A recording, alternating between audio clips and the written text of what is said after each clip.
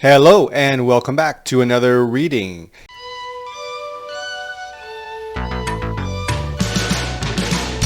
Today we're going to include a letter I wrote to my mom. I was in the habit of writing letters, sending them, and asking my recipients to hang on to them until I could get them back. That's why I've got the letter. I know a lot of people who were into that habit. My grandmother especially, thousands of letters between her and different people. And she's got both the letter that she sent and the letter that she got back from them. It's crazy. Maybe I just picked that up from my grandmother, or maybe a lot of other people do it too. At any rate, letter writing is the close cousin of journal writing, giving us a different perspective. And because we're now in the Christmas season, I'm going to include it. Let's read.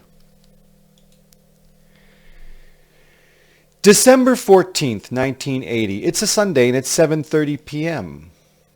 Today was really Christmassy.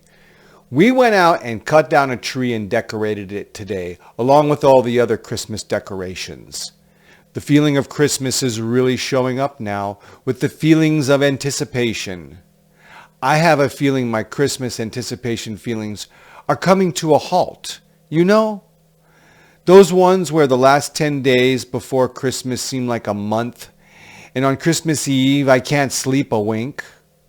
This year I am really excited and all, but I have that feeling also where I've grown out of it. Well, we'll see. I know this year will be like all the others. No, I know this year will be like all the others, and that's good now.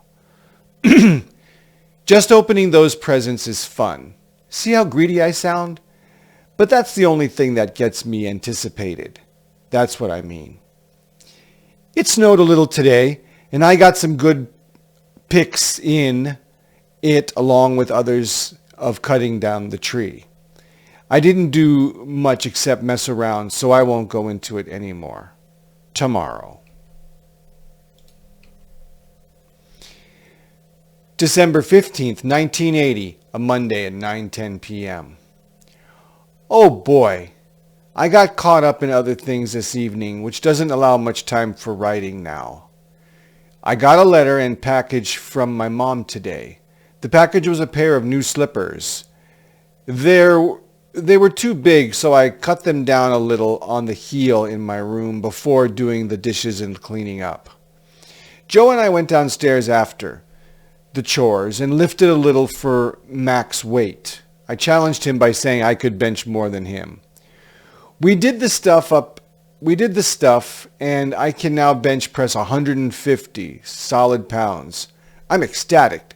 I didn't go for any other max weight. Oh yeah, Joe can only bench 124 pounds. I then wrote my mother and looked at my book Cosmos. I got it back from Joe to bring to school tomorrow. The parents came home, so I ate supper, then talked with everyone for an hour about stuff. It was enjoyable. I'm now writing this entry. I didn't do any homework. I'm counting on tomorrow being a snow day. Laters. Okay, here's the letter to my mom. December 15th, 1980. Dear Mom, I'm glad you liked my last letter. I was sort of skeptical about sending it because I thought I didn't really explain accurately what I meant. But that's okay because my main message was saying that the Space Invaders plan wasn't all my life revolved around. I mean, it can't. I'm much too interested in all my other things. I learned that from the ordeal. I must say now, though, because it seems to be on my mind, that I say and feel like I do so much, but then there's this haunting feeling that I'm wasting time. That sort of fits the saying I ran onto the other day. There's more to life than just increasing its speed. That's the situation I feel in. Hey, thanks a lot for the slippers. I would have liked to not open them until Christmas, but I couldn't resist. Just last night as I was tiptoeing out of the bathroom, the cold floor wishing I had a pair of these slippers, and when the ones you sent me were coming. That sentence is all screwed up. Yeah, no kidding. Thanks again, a whole bunch. Brr, Just heard on the radio now it's going to be 5 degrees with 6 to 8 inches of snow. I don't want to hear you complaining now about your frigid 60 weather. Geez.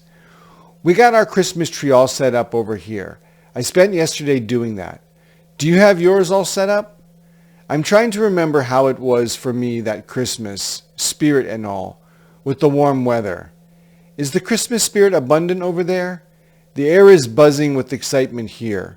Susan has gone money happy and is determined to make up for last year. This year will be good, but I can't argue with you on what you said. The better things get, the more I want to share it with those I am not with. You know?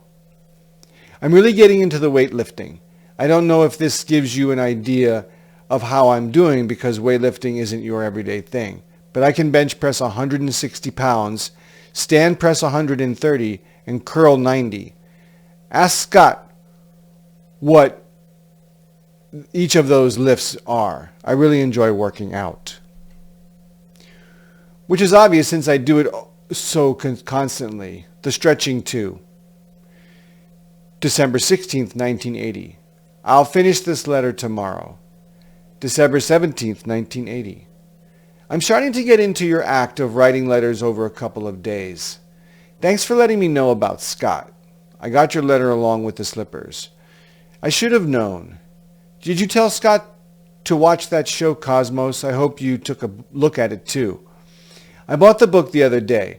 The show is a 13-part series, so the book has 13 chapters, all corresponding to the show and vice versa. It cost me $21.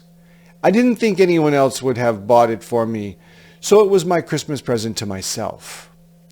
First, I was going to get one for Scott, Joe, and myself until I saw the price.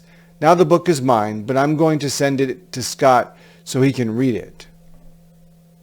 It's a really deep book packed with all kinds of info, but mainly on how we can improve ourselves into evolving into a race bent on exploring the universe we live in. It's not sci-fi. I have nothing really else to say in this letter, although there is always things to talk about. Oh yeah, I forgot to send it to you before, but I've enclosed my first quarter report card. Right back. Love, Kenny. What a good boy writing his mom. Tuesday, December 16th, 1980, 9:24 p.m. I feel right now on the surface that I have wasted the day. The only reason I feel this is I didn't accomplish any great thing, which usually was what happens in the majority of my days, and I didn't do my homework or finish writing my mother the letter I started yesterday.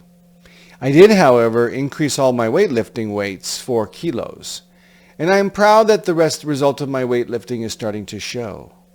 So anyway, before I start saying something just to fill in space, I'll summarize the day. You'll find no pattern in the events ever. Something just compelled me to say that. I imagine that aliens were studying my log to see if a pattern develops. I'll say it again. We are creatures of circumstance. We do what needs doing when needed. You'll find no pattern of behavior ever. It snowed today, so after school, I took some pictures, snurfed, rode my arm 100 in the snow, slid around, did dishes, did Spanish, stretched, worked out, took bath, had supper, met with Sue about this Christmas. The excitement is building. What a royal waste. Fill it, just did. That's the oldest trick of mine for using space. Ha ha ha.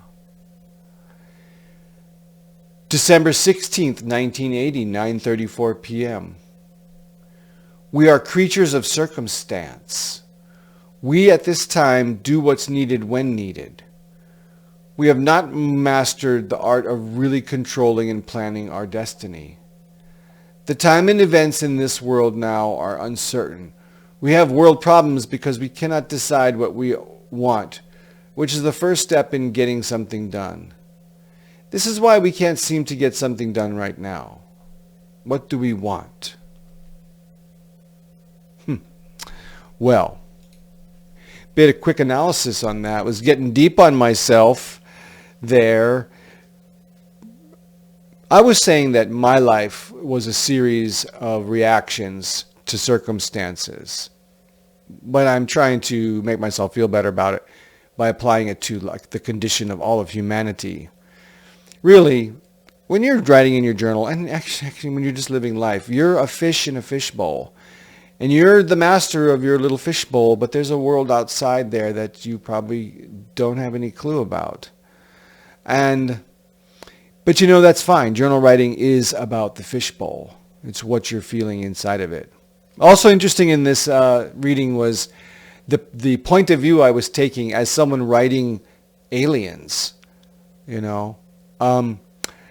That's something I know comes up later in my journal writing, where the point of view of my writing became that of a narrator narrating to an audience of aliens who might be introduced to humanity for the first time. And if I was an example of humanity, what are they going to learn from me?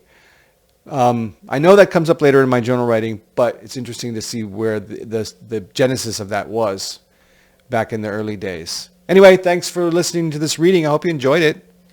Bye.